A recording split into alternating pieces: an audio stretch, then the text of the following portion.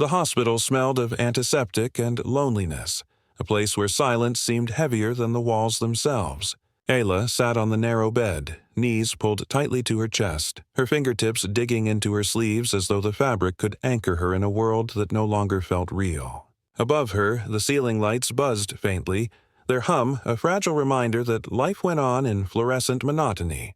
Outside, snow drifted against the windows, soft yet relentless, blanketing the city in white silence. But the cold she felt wasn't from the snow. It seeped from the walls, from the cracks in the sterile room, from the very air she breathed. It was not the kind of chill that heaters could banish. This was something older, deeper, an invisible frost that wrapped around her bones and pressed against her lungs. A cold that did not belong in heated rooms. A cold that came from something unseen, something waiting. At first, she had told herself it was her imagination, just grief playing its cruel tricks, weaving illusions out of absence. After all, it had only been a few weeks since he had disappeared. The boy she had loved more than her own heartbeat. The boy whose laughter once filled her silences, whose hands had once steadied hers in trembling nights. People whispered that he had left, that perhaps he had run from the weight of living, wandered away into nothingness, swallowed by the snow. But Ayla knew better. She knew him better. He would never leave her. Never.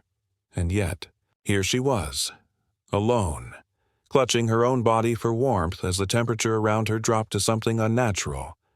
Her breath clouded in the air, visible in the freezing current that curled around her face.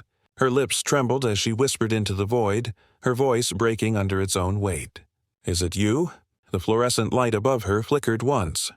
Sharp, deliberate, almost like a heartbeat answering hers. Her chest tightened. Her heart stuttered. She knew.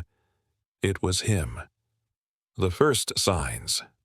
The presence grew stronger with every passing night, as though the walls of the hospital themselves were thinning, allowing something unseen to seep through. Ayla began to feel it in ways she could not deny. Sometimes, in the stillness of midnight when the world was drowned in silence, she would feel the brush of invisible fingers against her hair, soft, deliberate, achingly familiar. At other times, when she stood before the mirror in her room, the faintest outline appeared behind her, a figure blurred by mist, cloaked in sorrow, yet unmistakably his.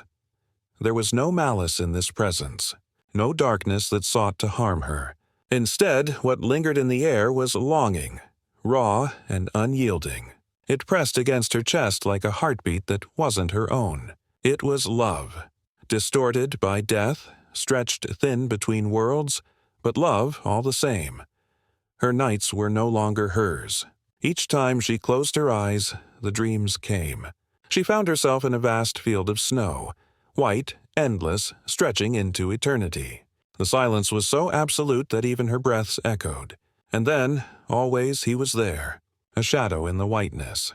A hand reaching for hers, trembling, desperate. His lips moved, shaping words that never carried sound, as though the veil between them muffled his truth.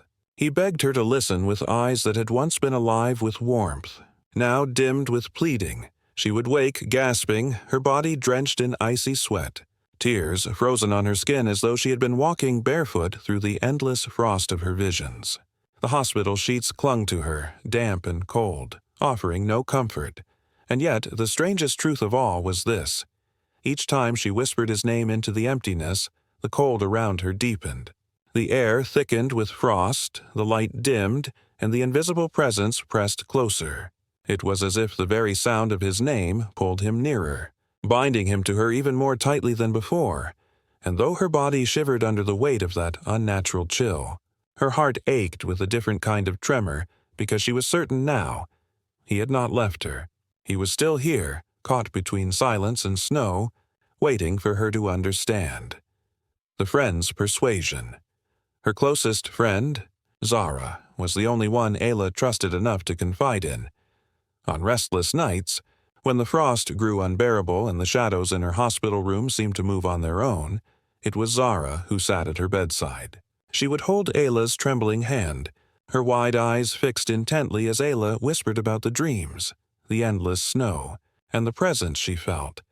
the presence that was him. "He hasn't moved on," Ayla murmured one evening, her voice fragile. "I can feel him here, closer than my own breath. The cold isn't meant to scare me. It's him trying to reach me. I know it." For a moment, Zara simply stared, her expression unreadable. Then she leaned closer, her voice lowering to a sharp whisper that cut through the stillness. "You can't trust it, Ayla." Ayla's eyes widened.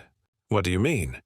"Spirits lie," Zara said firmly, her tone hardening as though she was delivering a truth Ayla was too naive to accept.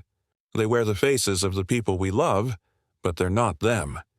They're shadows, tricksters. They'll whisper until you give in, and then they'll devour you." Ayla recoiled, shaking her head violently. "No, you don't understand. It's him. I feel it in my bones, Zara, the way the air shifts, the way my heart knows. It's him." Zara's lips curled into something that looked like a smile, but it was too thin, too brittle, as though it could shatter at any moment. "Or maybe," she said slowly, her eyes glittering in the low light, "maybe that's what it wants you to believe." The words sank into Ayla's chest like poisoned needles. She tried to push them away, but they stayed, sharp and festering, planting seeds of doubt where certainty had lived. And then the accidents began. A glass, untouched, shattered in her room, the shards scattering across the cold floor. The hallway lights flickered wildly whenever she passed, plunging her into sudden darkness that left her breathless. One night she slipped on the stairwell and tumbled hard, bruising her ribs, though no water, no ice, nothing visible had caused the fall. Each time, Zara was there, always quick to gasp, to clutch her arm, to whisper in a voice laced with urgency. "You see," she said after the glass broke, "it doesn't love you, it wants to hurt you. You see?" she said when the lights stuttered, cloaking them in sudden blackness. "It's not him, it's something else." And after the fall, when Ayla lay on the cold tiles, pain searing through her side, Zara knelt beside her and pressed her hand against Ayla's cheek, her voice trembling. "You see? It's not love, Ayla, it's death, and it's trying to claim you too." Ayla wanted to scream, "No!" and to push away the doubts, to cling to the love she had once known so completely. But Zara's words clung like frost on glass, hard, stubborn, impossible to ignore. And somewhere deep inside her heart, a shadow of fear began to bloom. The accidents, the hospital staff grew uneasy. Cold drafts swept through sealed corridors, papers scattered without wind. Machines malfunctioned in Ayla's room, and one night as Ayla walked alone, a window suddenly shattered, icy shards flying toward her face. She screamed, falling to the ground. When Zara rushed in, her expression flickered, relief mixed with something darker. "You have to let it go," Zara urged. "It's dangerous. If you keep listening to it, you'll be next." But Ayla couldn't shake the truth buried in her chest. The soul was not trying to hurt her. It was trying to warn her. The dreams that night, the dream returned, sharper, colder. She stood barefoot in a forest of snow. The world was white, silent except for the crunch beneath her feet. He appeared before her, his face pale but his eyes full of sorrow and love. He reached out, his hand trembling, his voice breaking through the silence for the first time. "Ayla."